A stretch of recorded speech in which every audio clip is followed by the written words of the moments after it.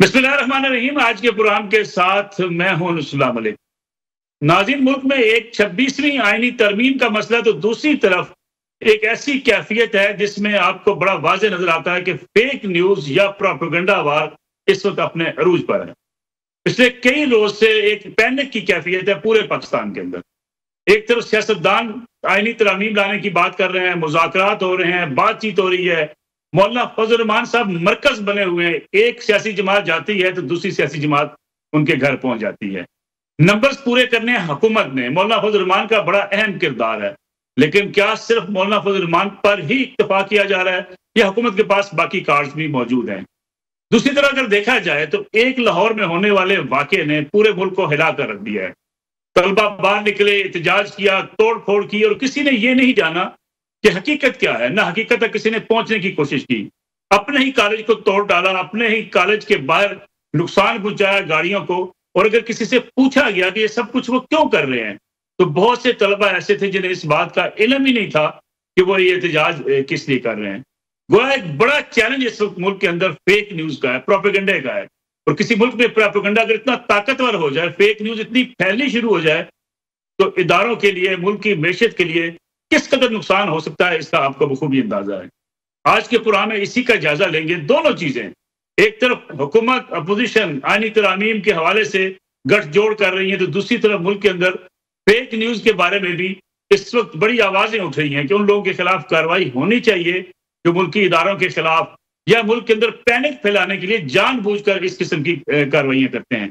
मेरे साथ दो सीनियर साफी, सीनियर तजज़ियाकार मौजूद हैं। जनाब रऊफ कुलासर साहब, किसी तारफ के मोहताज नहीं। रऊफ साहब, आपका बहुत शुक्रिया प्रोग्राम में देने के लिए। उनके साथ तशरीफ रखते हैं सीनियर साफी तजज़ियाकार अतर काज़मी साहब। रऊफ कुलासर साहब, प्रोग्राम का आगाज मैं आपसे करना चाहूंगा। आईनी तरामीम पिछले कई रोज से हम सोचते हैं, सुनते हैं, कभी लगता है मौलाना फजल रहमान हुकूमत के साथ हैं, कभी पता लगता है कि नहीं अपोजिशन के साथ चले गए हैं। ड्राफ्ट तो तैयार किया जा रहा है, पीपल्स पार्टी का अपना मुसवदा, हुकूमत का अपना मुसवदा, पाकिस्तान तहरीक इंसाफ का अपना मुसवदा। कौन आपको कामयाब नजर आता है कि आज तक की जो डेवलपमेंट्स होती रही हैं, किसने जो है वो कामयाबी हासिल किया? बजाय तो ये नजर आ रहा है कि हुकूमत ये तरमीम लाने में हर हाल में कामयाब होना चाहती है। जी मलिक साहब, बहुत शुक्रिया आपका कि आपने प्रोग्राम में इनवाइट किया। अभी जो लेटेस्ट यहाँ से डेवलपमेंट्स हैं वो दो तीन हैं। एक तो अभी ये खबर आ रही थी कि आईनी कमेटी जो पार्लियामेंट की बनी थी, खुर्शीद शाह साहब जिसको हेड कर रहे थे, तो उन्होंने आईनी मुसवदा जो है उसकी अप्रूवल उन्होंने दे दी। अब कैबिनेट के पास जाएगा, फिर पार्लियामेंट में इसको सबमिट किया जाएगा। आज अब ये नहीं पता कि आज के दिन रात को कोई इसको पेश किया जाएगा कैबिनेट का इजलास बुला के, या कल का इसका इंतज़ार किया जाएगा। एक चीज़ तो ये है। बात आते हैं जो अहम चीज़ है, मेरा ख्याल है जिस पर सबकी नज़रें आपकी भी हैं और भी सब लोगों की होंगी, कि नंबर्स कैसे पूरे करने हैं। हुकूमत की तो कोशिश थी डे वन से कि हमें मौलाना फजल रहमान साहब अगर मिल जाते हैं तो फिर तोड़ फोड़, फिर आपको ये लोगों को घरों से उठाना, किसी की माँ बहन को अगवा करना, किसी पीटीआई वाले लोग जो हैं उनको तशद्दुद करना, ज़्यादतियाँ करना, और इस तरह की चीज़ें नहीं होनी चाहिए। और मेरा भी ये मौक़िफ़ हमेशा से रहा है कि अगर इस तरह आपने तोड़ फोड़ करके, बंदे उठा के, पीटीआई को मार धाड़ करके अगर आपने तरामीमें करानी है तो उसका कोई फ़ायदा नहीं है। फिर ये ना इसको कोई मानेगा, तो ना ये कोई ये कंसेंसस होगा। और ये बहुत बड़ी इंपॉर्टेंट आपकी तरामीम है, मामूली भी नहीं है। पूरा आप उसका जुडिशल स्ट्रक्चर चेंज करने जा रहे हैं, सुप्रीम कोर्ट का चीज़ों का, तो आपके लिए शायद इसकी वैलिडिटी, आप इसको पार्लियामेंट की तो आप पावर कह लेंगे, लेकिन लोग या इस सिविल सोसाइटी या इवन अदलिया या जो आपके बार्स हैं ये नहीं मानेंगे, कंट्रोवर्शियल हो जाएंगे। लिहाजा बेहतर ये है कि इसको आप प्रॉपर और कानूनी तरीके से किए जाएँ। अब कानूनी तरीका एक ही था इनके पास, जिसकी उन्होंने बड़ी कोशिश की कि मौलाना फजल रहमान साहब हैं वो उनके साथ मिल जाएँ, अलाइज आ जाएँ। अब मौलाना साहब यहाँ पर बहुत सारे वो राज़ी भी थे, 70-80% तो मैं समझता हूँ वो राज़ी थे। लास्ट टाइम उनकी मीटिंग भी हुई थी पिछले महीने 17 मेरा सितंबर 16 सितंबर को, जिसमें उन्होंने जर्नलिस्टों को बुलाया हुआ था कोई 15-20 के करीब। तो वहाँ से हम तो यही इंप्रेशन लेके आए थे कि मौलाना साहब जो हैं तकरीबन 70-80% जो हैं वो राज़ी हैं। जो मेन हुकूमत की तरामीम थी उन पर राज़ी थे। वो तो आईनी अदालत पे भी राज़ी थे, मिलिट्री कोर्ट पे भी वो राज़ी थे, वो फिर एज इनके जजेस की एजेस बढ़ाने पर भी राज़ी थे। यही हुकूमत के 3 बड़े मसले थे। अब उसके बाद क्या हुआ, गॉड नोज़। अगर उनके जहन में अभी भी एक तो मेरी पार्टी के उनके बंदे मुझे मिले हैं थोड़ी देर पहले, ये किसी कैफ़े पे मैं था तो उनकी पार्टी के एक बड़े अहम रहनुमा मिल गए, अभी थोड़ी देर पहले की बात है। तो मैंने उनसे पूछा, वो खुद भी थोड़े से मायूस लग रहे थे। उन्होंने कहा जी मौलाना साहब आप थोड़े से मोर ओवर के चक्कर में पड़ गए हैं, ड्रैग कर रहे हैं, तो नहीं तो हमारी तो हुकूमत के साथ बड़े अगेन अच्छे तरीके से मामला पे बातचीत हो जाएगी, हो चुकी थी। अब इसमें मौलाना साहब शायद आखिरी लम्हे तक कोई बड़ी डील मारना चाहते हैं, कोई बड़ी डिमांड है उनके जहन में, हुकूमत उनको मान नहीं रही। हुकूमत ने भी कोई ऐसा कोई बड़ा राब्ता नहीं किया, वो भी बिलावल भुट्टो साहब के जरिए उनको हैंडल करने की कोशिश कर रहे थे। रेवंड में क्या आपने वहाँ पर देखा, अभी फिर PTI वाले उनसे मिल रहे हैं, फिर हुकूमत वाले लोग मिल रहे हैं। अभी उनके पास मेरा ख्याल है 24 घंटे मौजूद हैं। अब मौलाना साहब के पास अब ये ऑप्शन है, या तो बस निकलने वाली है, मौलाना साहब उसको पकड़ लें, बैठ जाएं उस पर, या फिर 4 साल फिर वो अपोजिशन में बैठें अगेन। क्योंकि उनके बंदे का ये कहना था कि हमारा जो क्लैश है, एक पॉलिटिकल क्लैश जो है, वो नवाज शरीफ या जरदारी साहब के साथ नहीं है, वो इमरान खान साहब के साथ है। KP की बात कर रहे थे, हमारा तो वो मतलब ट्रेडिशनल राइवल्स हैं, जो हमारा अलायंस उनके साथ बनता नहीं है अकॉर्डिंग टू हिज अंडरस्टैंडिंग। दूसरी तो हुकूमत ने उनको 2-3 चीज़ें दिखाई हुई थी, वो कहते हैं मौत दिखा के बुखार बराजी करना। हुकूमत के पास 2 ऑप्शन थे, पहले उन्होंने PTI के लोग दिखाए मौलाना साहब को घरों से उठाया जा रहा है, अगवा किया जा रहा है, किसी की माँ बहन बेटी को गन पॉइंट पे उठाया जा रहा है। उन्होंने कहा जनाब ये PTI के बंदे हमारे पास आ गए हैं। उसको 63 की आपको पता है वो जो रिव्यू का भी फैसला हो गया था, तो उन्होंने कहा जनाब मौलाना साहब हमें आपकी ज़रूरत नहीं है, अगर आना चाहते हैं तो आ जाएँ। अब मौलाना साहब साहब उसके बाद थोड़े से उन्हें फील हुआ कि एक तो मेरे बगैर काम हो जाएगा। अब वो भी अगर नहीं कर रहे, अगर नहीं हो रहा, जी नहीं मौलाना साहब को गुस्सा है इसी वजह से कि शायद कि ये कोई वाया भटिंडा अल्टरनेट अरेंजमेंट्स कर रहे हैं। एक तो उन्होंने PTI के मैंने इनको दिखा दिया जी हम उनके साथ कर लेंगे अगर आप नहीं आते, नंबर 1।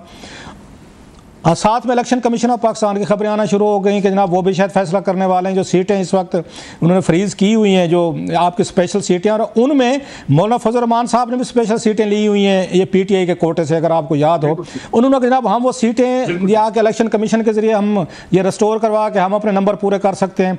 अच्छा, इस पर ये बड़ी बात हो कि साफ ज़रे तनकीद है कि आनी भी चाहिए। तो हुकूमत के किसी बंदे से बात हो रही थी, मैं कहा ज़रूर ये तो बहुत सारी कंट्रोवर्सी होगी आपकी, ऑलरेडी इतना सारा आप लोगों पर तनकीद है।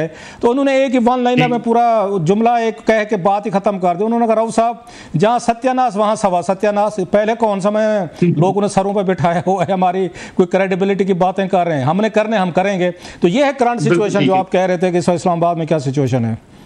बिल्कुल ठीक है सर। काज़मी साहब जो अभी करासा साहब बात कर रहे हैं कि मौलाना की अपनी सवारियां भी जो है वो इस किस्म के खदशात का इजहार करती हैं, वो कहती हैं जी कि हमें हुकूमत ज्यादा सूट करती है बजाय इसके हम PTI के साथ जाएं। ये सवारियां उतर सकती हैं ये हुकूमत को अपने नंबर्स पूरे करने के लिए। फिर जो मौलाना के साथ जो मुख्तलिफ मुज़ाकरात होते रहे, गलती कहाँ की हुकूमत ने? देखिए मुझे नहीं लगता कि मौलाना जो है वो शुरू से इस तरमीम के खिलाफ थे या मौलाना का कोई हॉस्टाइल एटीट्यूड था। अगर आप देखें तो मौलाना ने कौमी असेंबली के अंदर खड़े होकर कहा कि 45 किए या 47 किए मामलात हमने यहीं से चलाने। लेकिन अगर आप उसके बाद देखें मलिक साहब, एक वाकयात का तसलसल है जहां पे आपको हुकूमत की एरोगेंस नजर आई, हुकूमत की कजफहमी नजर आई। जिस तरह इन्होंने MNAs को गिरफ्तार किया पार्लियामेंट से, गुज़िश्ता रात को जो मौलाना ने गुफ्तगू की और वो काफी गुस्से में थे, जिस उन्होंने बताया कि मेरे किसी रुकन को उठा लिया गया है, उसकी फैमिली मेरे घर बैठी है। कामरान मुर्तजा साहब ने जो कल सेनेट में कहा कि जी हमारे लोगों को धमकियां दी जा रही हैं, ये वो सारी चीजें हैं। आई डोंट नो कोई हुकूमत अपने पांव पे खुद कुल्हाड़ी मारना चाह रही है या क्या कर रही है, क्यों इस तरह का रवैया हुकूमत का जब आप चीजों को मैनेज कर ही रहे हैं। और अभी भी जो इस वक्त की खबर है कि जो वो खुसूसी कमेटी ने मसवदा मंजूर किया है उसमें मौलाना की तजावीज शामिल नहीं की गई है और उसमें ANP भी बाइकआउट करके चली गई है। अब आपको पता है कि मिनट्स और बाय मिनट चीजें चेंज हो रही हो सकता है कि अगले घंटे आधे में या चीजें बिल्कुल तब्दील हो चुकी हों। लेकिन इस वक्त की सिचुएशन ये है कि जो मसवदा हुकूमती मसवदा है उसी को मंजूर किया गया है, मौलाना की तजावीज नहीं डाली गई बीच में और ANP ने भी उससे बाइकआउट कर दिया है। तो फिलहाल की तो ये सिचुएशन है। अब देखते हैं कि मौलाना इनके साथ चलते हैं या नहीं चलते। दूसरी जानिब मौलाना के बंदे तोड़ने की कोशिश की गई जिसका मौलाना ने गिला शिकवा किया। फिर मौलाना को वो इलेक्शन कमीशन का फैसला भी दिखाने की कोशिश की गई कि वहां से मखसूस नशिस्तें आ सकती हैं। आज सुप्रीम कोर्ट के आज जजेस ने दूसरी दफा वजाहत दे दी और इलेक्शन कमीशन को कहा कि आप पाबंद हैं इस फैसले के तो मेरे ख्याल में इलेक्शन कमीशन को तो सिर्फ इसी चीज पे फारिग कर देना चाहिए जिसको मुल्क की अदालत का फैसला समझ नहीं आ रहा कि इसको हम क्या करें। तो ये बड़ा मसला बना हुआ है और मुझे ये लगता है कि हुकूमत ने कुछ ज्यादा तेजी में मौलाना को नाराज कर दिया। लेकिन अतर साहब, आपको लगता नहीं है कि तरह से एक के बाद फिर मखसूस नशिस्तों का जो कार्ड इस वक्त हुकूमत के पास है, मौलाना उनके लिए इररिलेवेंट हो जाएंगे? अगर मौलाना साथ दें तब भी अच्छा, ना दें तब भी अच्छा। नहीं, मुझे लगता है कि मौलाना जो है ना वो बड़ा अवामी मूड भी समझते हैं। मौलाना की सियासत आपको पता है, खैबर पख्तूनख्वा और बलूचिस्तान में उनका एक बैंक है और इस वक्त उनको पता है कि जिस जगह पे वो खड़े हैं और जिस किस्म की उनको पेशराई मिल रही है, तो मौलाना कोई घाटे का फैसला नहीं करेंगे। वो कोई पीटीआई की मोहब्बत में या किसी और की दावत में नहीं कर रहे, वो अपनी एक सियासत को देख रहे हैं और उसमें यकीनन प्रिंसिपल स्टांस भी होगा कुछ मखसूस चीजों के हवाले से जो आईनी मामलात हैं। तो मुझे नहीं लगता कि मौलाना का हुकूमत के साथ ना जाना मौलाना के लिए नुकसानदेह होगा, इसलिए कि सब ने देखा कि जो भी हुकूमत के साथ गया उसको माशाल्लाह इस हुकूमत ने उस नहज पे पहुंचाया, चाहे वो जहांगीर तरीन हो, इस्तेकाम पाकिस्तान पार्टी हो, आपके परवेज खटक साहब हो। हर बंदे को या तो होता ना कि ये कोई कामयाबी की 3-4 मिसालें बना देते कि जो हमारे साथ चलेगा वो कामयाब होगा, वो तो सारे मतलब तारीख के कूड़ादान में चले गए। तो यही वजह है कि मौलाना भी बड़े केयरफुल है। और रजा रुबानी साहब ने जो आज लेटर लिखा है वो भी बड़ा इंपॉर्टेंट है, जिसमें उन्होंने कहा कि ये अगर अमेंडमेंट आप इस तरह करेंगे ये तारीख के कूड़ादान में जाएगी। तो ये सारी चीजें भी देख रहे हैं मौलाना। पर मुझे अगेन ये लगता है कि मौलाना हुकूमत के खिलाफ नहीं थे, अगर वो खिलाफ जाते हैं तो उसका क्रेडिट भी हुकूमत को ही जाता है।